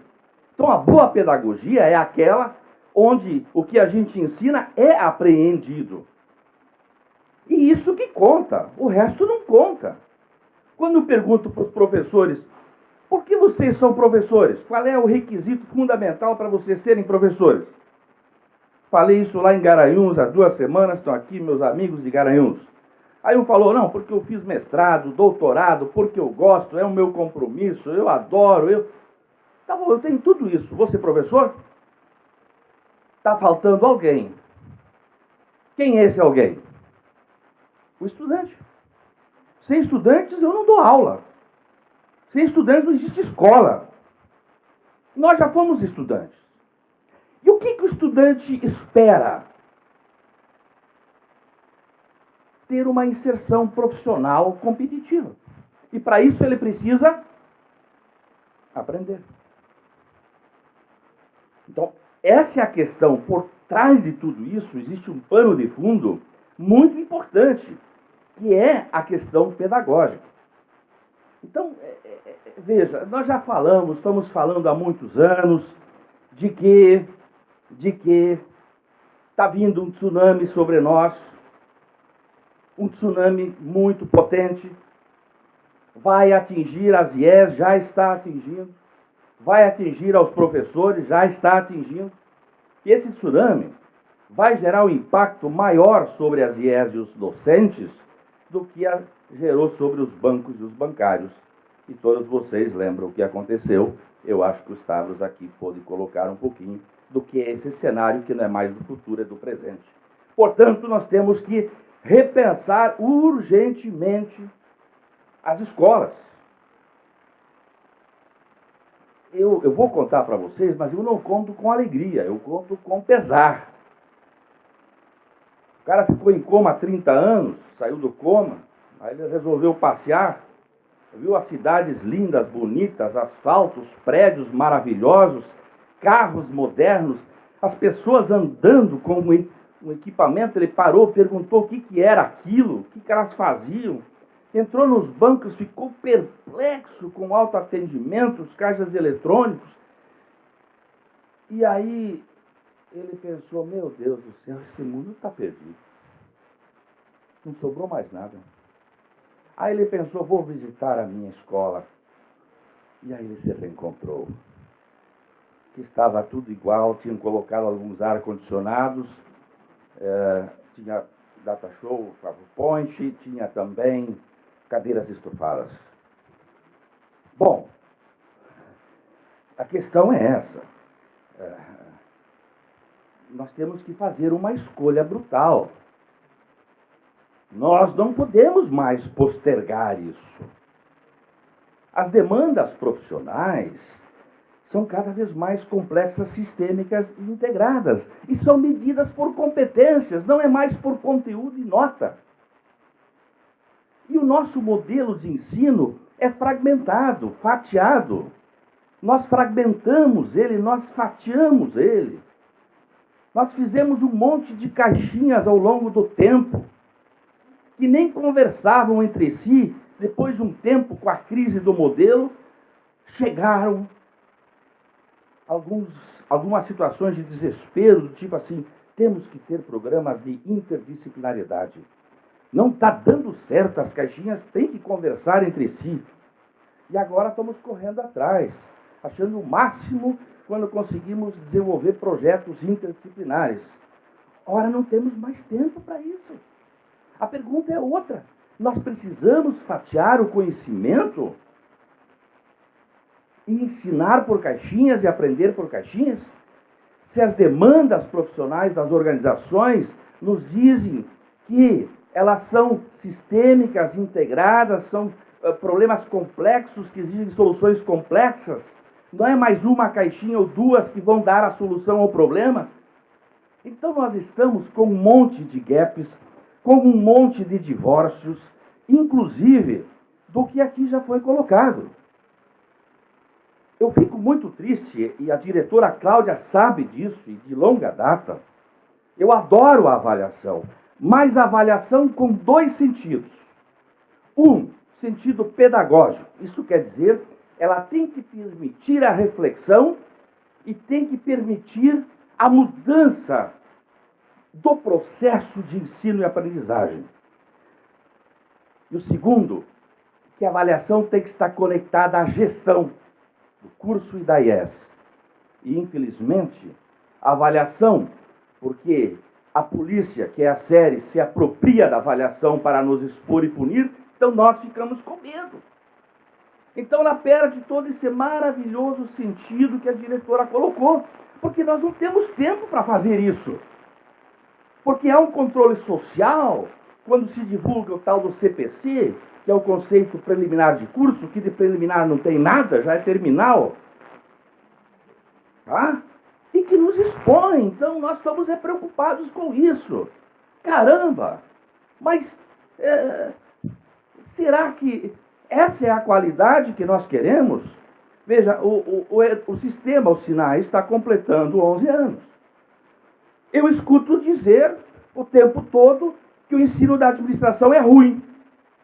Pô, caramba, então 10 anos esses sinais não ajudou a ser indutor para a melhoria, para a qualidade? Ou então estamos fazendo a leitura errada. Ou mesmo tendo melhorado perante o Estado, perante a avaliação oficial, ela não resultou na qualidade profissional necessária que o mercado exige. Então, esse de fato é uma questão boa para debate. Quando a gente fala, e a diretora Cláudia falou aqui, meus colegas falaram, muito do trabalho em equipe, daquele aluno que quis fazer o trabalho sozinho. E eu ouso dizer aqui, eu já defendi isso. E por que o ENAD não pode ser em equipe? Veja. É um paradoxo.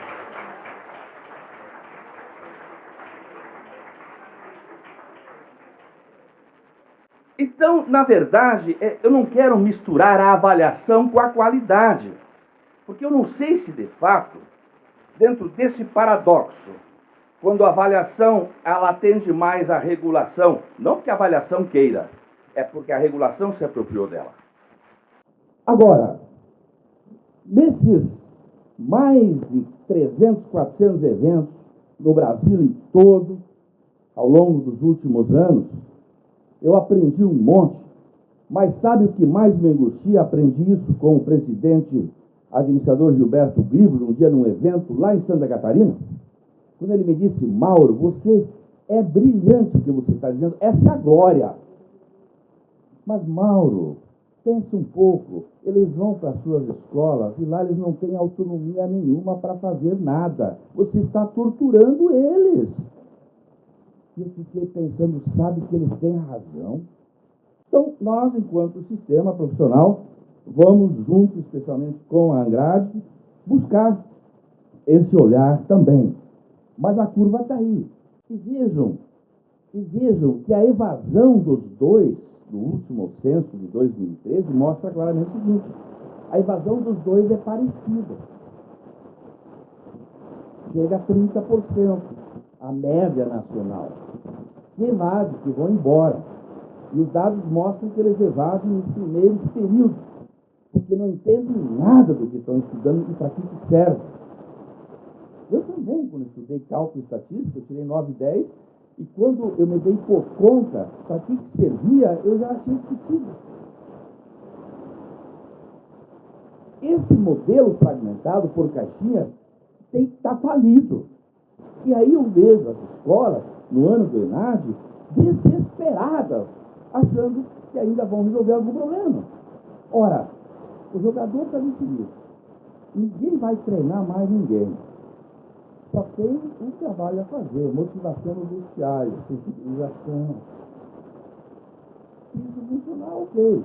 Mas é impressionante. O ENAD não pode ser algo pontual. O ENAD tem que ser incorporado, ele faz parte da avaliação oficial. E ela não é suficiente. Eu não posso olhar, eu posso ir bem na avaliação oficial, parabéns, legal, o Estado também vai gostar muito. Mas eu tenho que olhar quem me sustenta enquanto instituição. Esse é o olhar. E essa é a pergunta fundamental. Mas vejam bem aqui, se nós olharmos, nós não estamos tão piores no ENAD 2012 em relação aos demais cursos. Nós temos 44 cursos com 3%, e os outros têm 44,2%. Quer dizer, estão igual. Agora, nós temos mais cursos 2 do que os outros cursos em média. E temos menos cursos 4, um pouco mais de cursos 5. Então, não estamos muito distante dessa régua toda aí. Eu acho que a questão nos remete a discutir outras questões. Se olharmos o tema deste painel, que é debater qualidade do ensino, eu diria da educação, e as mudanças necessárias, olha, ele fala de mudanças, para ampliar sua importância no cenário profissional. Ele não está dizendo no cenário da avaliação oficial, ele está dizendo no cenário da avaliação profissional. Bom, eu acho que a academia continua muito soberba, acho que sabe tudo, nós somos um pouco assim. O mercado ainda acho que continua sendo arrogante, acho que todos dependem dele, devem agir em função dele, e os dois têm em comum que reclamam e se queixam do outro, desde que eu me conheço por estudante. Bom, aí nós temos que fazer a pergunta: que modelo nós queremos? É isso aí para ficar assim? Não sei. Não sei se ele não está dormindo, porque ele ficou, pode ser que esteja dormindo também. Mas nós temos várias premissas que eu não vou poder aqui colocar, mas eu queria colocar assim: nós temos que perceber a educação como um sistema. Ela tem vários níveis. Uma coisa é você pegar uma matéria-prima homogênea, padronizada, de alto nível. Outra coisa é pegar uma matéria-prima heterogênea, muito complicada. Ora, qualidade nos remete... A primeira coisa que a gente implanta programas de qualidade, a gente padroniza quem? Os fornecedores. Não é verdade? Os Fornecedores. Nós padronizamos os fornecedores? Bom, depois vamos olhar isso. Então, nós temos que olhar isso como um sistema. É difícil em 4 anos. E aí, novamente, esse triste modelo pedagógico em caixinhas. Mas assim, não é possível mais.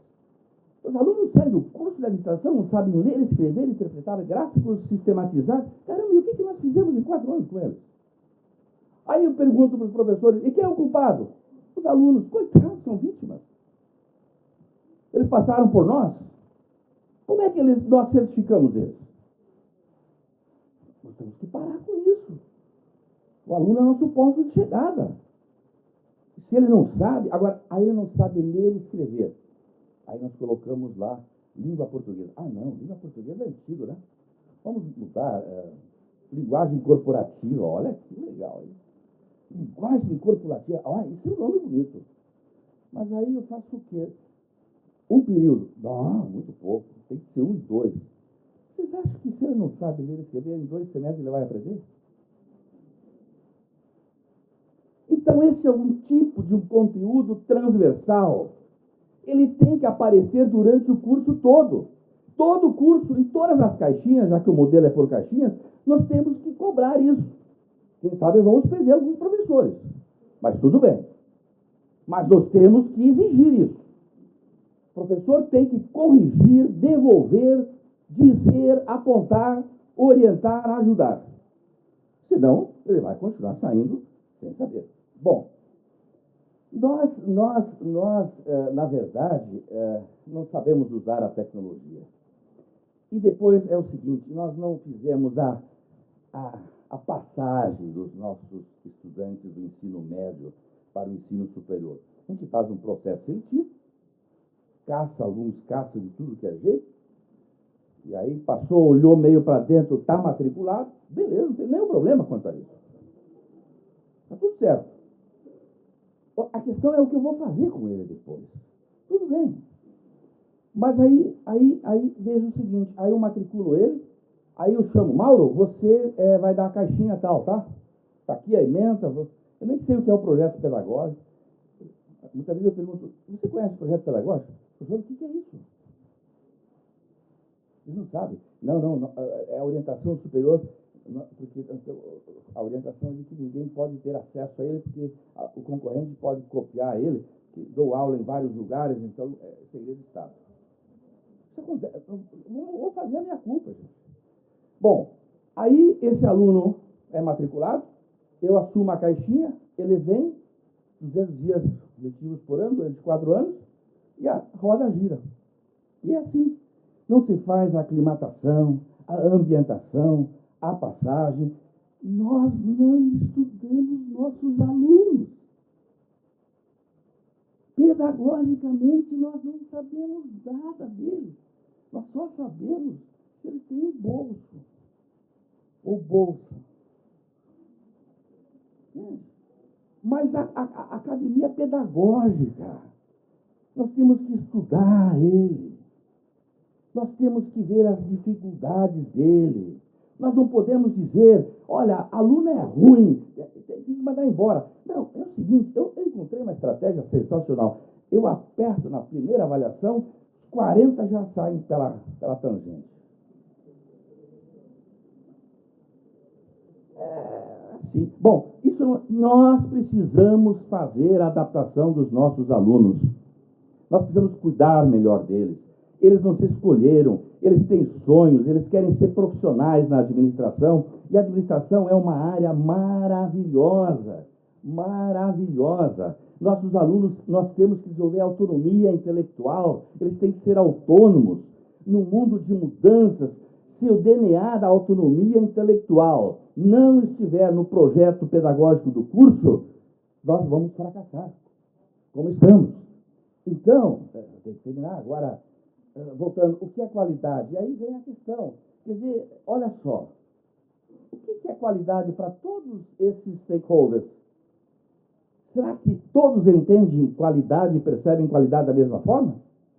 Vocês acham? Esses são os envolvidos. Mantenedores, dirigentes da mantida, coordenação de curso, corpo docente, e aí vai. Nós muitas vezes avaliamos só os regulamentadores e os conselhos profissionais, mas é uma parte. Mas nós temos um conjunto, que são especialmente as organizações empresariais e, em especial, as instituições sociais. Então, nós temos que examinar a questão da qualidade da forma como ela é, complexa. Por exemplo, se eu for perguntar quem é o nosso fornecedor? Quem é o nosso fornecedor? Por exemplo, o ensino médio. Só ele? Não, né? Os meios de comunicação, o ambiente tecnológico, suas relações sociais, sua família, o ambiente de trabalho. Tudo isso caracteriza a nossa matéria-prima. Quem é o nosso consumidor? São vários que vão consumi-lo, que vão utilizá-lo. Tá? E o que é válido para cada um? Então, nós temos que escolher. Queremos ainda ficar na escola ultrapassada, centrada no ensino, que é a escola de dar aulas, ou na escola equivocada que se centrou na aprendizagem, dizendo o aluno é tudo, que também é equivocado. Então, eu recomendo que a escola ideal é a escola centrada na educação, com uma forte interação entre professores e alunos. Criar ambientes colaborativos, interativos, e é o seguinte, gente, nós temos que dar significado à aprendizagem.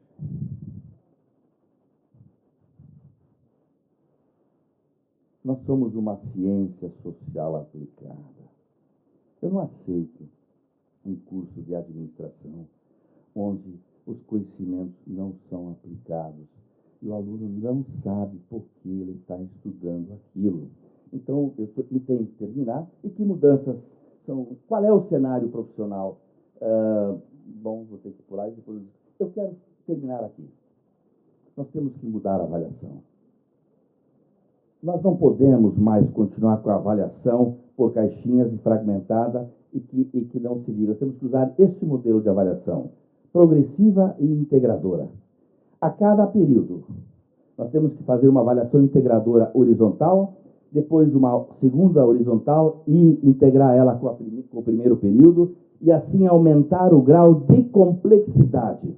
Nossos alunos vão chegar ao final, e isso não é difícil de fazer, é fácil, eles não terão esquecido mais nada, e certamente nós podemos ter uma maior assertividade no desenvolvimento das competências profissionais exigidas pelo mercado. Bom, isso aqui era uma pesquisa que saiu na RAEP, que é muito interessante, não vou apresentar toda ela, só vou dizer o seguinte: foi feito em 2 universidades federais, tá? Foi feito em 2 universidades federais, onde o curso de administração é 5 anos. Pasme. Depois de 5 anos, os pesquisadores perguntaram para os alunos se estava claro o que é administração e o que é ser administrador. E a conclusão foi a seguinte: não estava claro nem o que é administração, nem o que é ser administrador, nem que existe um conselho profissional, nem que existe um registro profissional. Gente, desculpa, isso é uma tragédia. Isso gera uma crise ontológica no jovem. Como é que alguém no mundo de hoje, competitivo e complexo, pode estar à revelia de uma profissão? Culpa nossa. Nós falhamos. Não é possível. Tem que estar claro o que é administração enquanto campo de estudo e o que é a profissão de administrador. Porque é isso que ele escolheu ser, é isso que ele quer ser, é lá que ele concentrou a sua energia toda durante 4 anos. Nós não podemos mais cometer esse tipo de equívocos, mas a opção é nossa, a opção é vossa. Sou pena do tsunami não nos dar alternativa. E para concluir, eu vou citar São Tomás de Aquino, que diz o seguinte: para quem tem fé, nenhuma explicação é necessária. Agora, para quem não tem, nenhuma explicação é possível. E aí eu adaptei ela para nós. Pensei, vou escrever. Para quem é comprometido, dedicado e competente, nenhum obstáculo será problema. Para quem não é, nenhuma facilidade será solução. Então, nós temos que fazer a nossa escolha. Muito obrigado.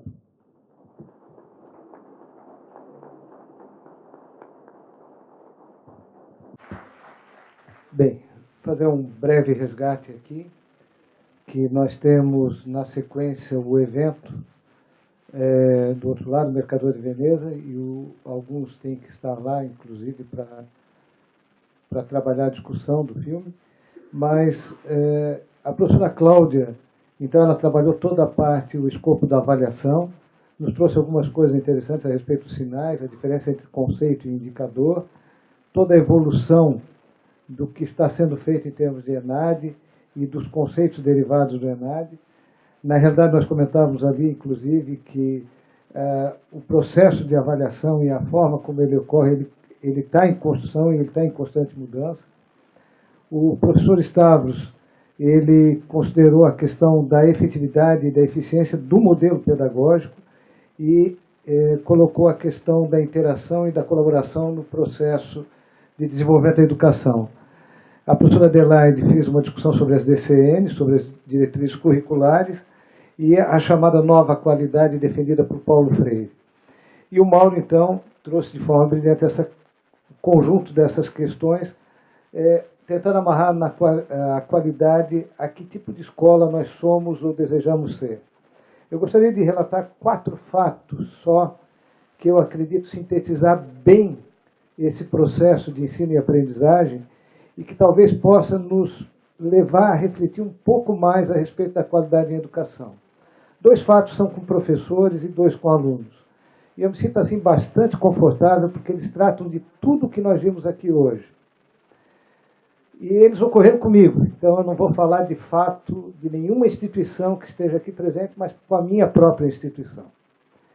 E os 2 fatos, eles ocorrem, 2 com professores em situações diferentes e 2 com alunos. Eu estava na direção de uma instituição de ensino, eu até pediria para o professor Sebastião Melo, para ele aguardar só um instantinho para ele entregar, né? Isso.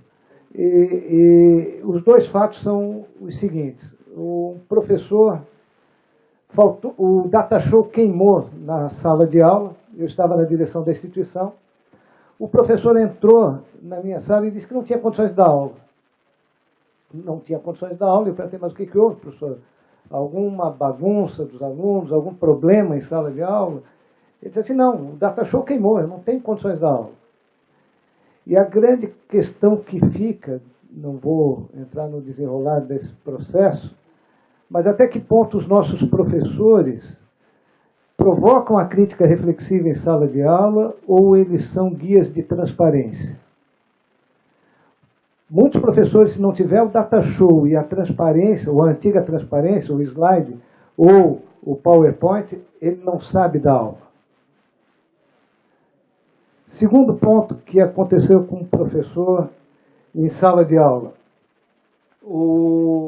Nós estávamos fazendo um recrutamento, trabalhava nessa ocasião numa instituição de ensino privado, e também na direção acadêmica, nisso chegou uma professora dizendo que precisava falar com o diretor acadêmico. Eu a recebi e ela disse, professor, eu vim aqui porque eu quero dar aula nessa instituição.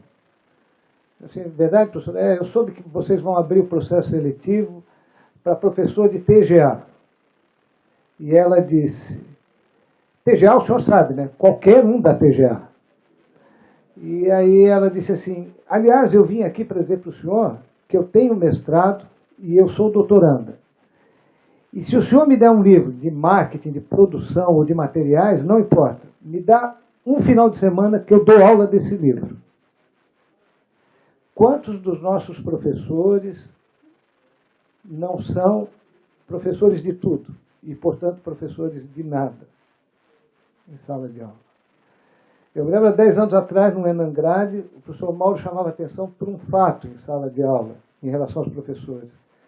Ele se preocupava muito menos com os erros de português dos alunos e cada vez mais com os erros de português dos professores. Do outro lado, da questão do aluno, o professor uma vez reclamou que preparou um texto maravilhoso de Habermas sobre a ação comunicativa para os alunos de comunicação empresarial.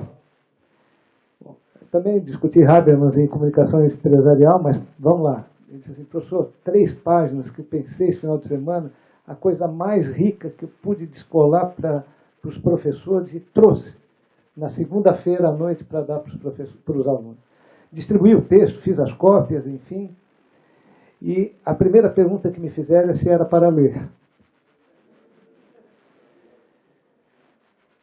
A outra questão de aluno, e essa é a mais séria e que reflete bem o processo da educação no Brasil, porque hoje a escola não é mais responsável apenas pelo ensino, mas também pela educação, é algo que eu aprendi meio que na marra.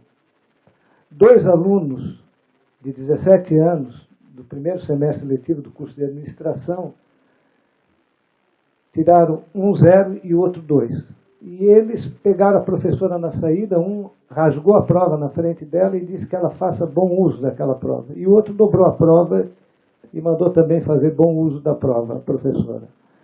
A professora não quis apresentar a denúncia, e eu estava na condição de diretor-geral da instituição, e imediatamente suspendi os alunos por 6 meses, enquanto avaliava o processo.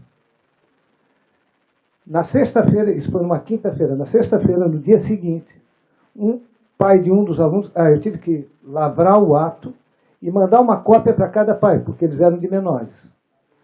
Na sexta-feira, o pai de um aluno veio e disse o seguinte, professor, eu quero que o meu filho vá na sala de aula pedir desculpa à professora. Não, mas a aula é só segunda. Então eu estarei aqui na segunda-feira e ele vai pedir perdão para a professora na frente dos colegas, porque é assim que eu quero educá-lo, e não é obrigação da escola educá-lo. Eu é que vou educar meu filho e ele vai... Mas, professor, ele já recebeu a punição? Não. Ele vai cumprir a punição. Mas eu quero que ele vá na sala de aula pedir perdão para a professora. E na segunda-feira ele estava lá. E fez o garoto ir. Na segunda-feira, final da tarde, eu recebi a carta da mãe do outro aluno. A carta era um mandado administrativo. Ela era advogada. E dizia, e agora não vou esquecer mais disso, dizia o seguinte, que eu não podia aplicar a pena de suspensão para o filho dela por 2 motivos. Primeiro, porque ela, como mãe, conhecia o garoto e que ele jamais faria algo de errado na escola. E segundo, que por conta do artigo 5º, inciso 55 da Constituição Federal, eu não tinha aberto para o direito da ampla defesa e do contraditório. Não parou por aí. Eu consultei a Procuradoria Jurídica da Universidade e ela informou que eu tinha que tornar nulos os atos e abrir uma sindicância para apurar os fatos e abrir para a defesa do contraditório. E seguir a cadeia hierárquica da punição. Primeiro a advertência, para depois a suspensão. Esse é o processo de ensino versus processo de educação, onde nós, professores, buscamos a qualidade e os alunos esperam uma qualidade da instituição de ensino superior. Eu acho que temos muito ainda por mudar. E depende de tudo que nós, que estivemos aqui tentando propor, colocamos hoje. Agradecendo ao moderador e aos debatedores a participação, quero convidar para vir aqui ao palco, por favor, o administrador Sebastião Melo, presidente do Conselho Federal de Administração, e o administrador Gilberto Gribeler, presidente do CRA Paraná, para a entrega dos certificados e das lembranças aos nossos convidados.